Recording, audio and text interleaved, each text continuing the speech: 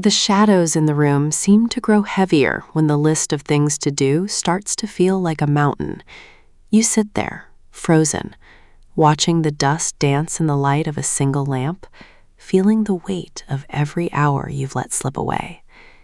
It isn't just about being tired. It's that invisible wall that stops you before you even begin. Your mind is loud with ideas, but your hands are still, anchored by the comfort of doing absolutely nothing. Every tick of the clock on the wall feels like a tiny hammer, reminding you that time is the only thing you can't buy back.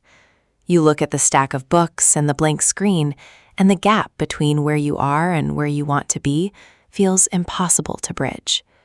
It's easier to stay in the dark, to let the silence win, and to tell yourself that tomorrow will somehow be different. But deep down, you know that tomorrow is just a ghost of today's excuses. Then the phone glows, a blue light beckoning you back into the scroll, offering a cheap escape from the pressure of your own potential. It's a trap disguised as a rest, a cycle that feeds on your focus until there's nothing left but a sense of guilt. You find yourself lost in a sea of other people's lives, while your own goals sit gathering dust on the shelf. The comfort is warm, but it's suffocating the very spark that makes you want to achieve something great. Something has to break, and it has to be the cycle of waiting for the right moment. There is no perfect mood, no magical burst of energy that will suddenly make the work effortless.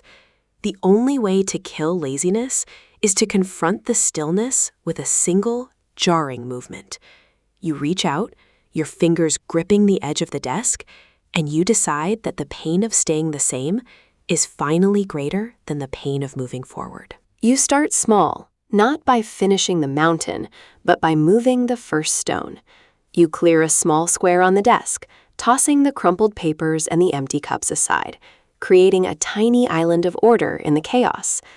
Each movement feels like waking up from a long, heavy sleep as the fog in your mind begins to lift. It's not about the big victory yet. It's about the small, quiet defiance against the urge to quit before you've started.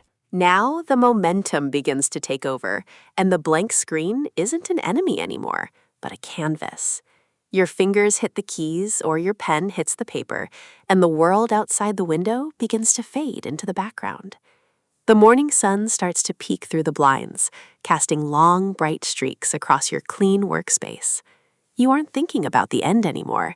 You're finally lost in the process, finding the rhythm that laziness tried so hard to hide.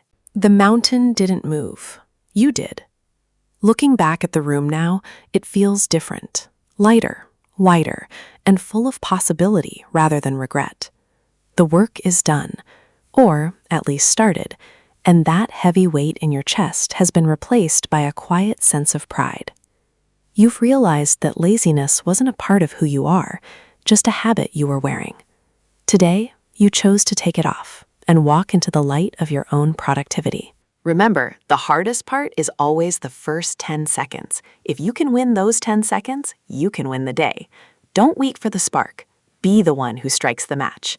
If this story helped you find your momentum today, make sure to hit that like button and subscribe for more journeys into the mindset of success. Leave a comment below about the one thing you're going to start right now. I'll see you in the next one.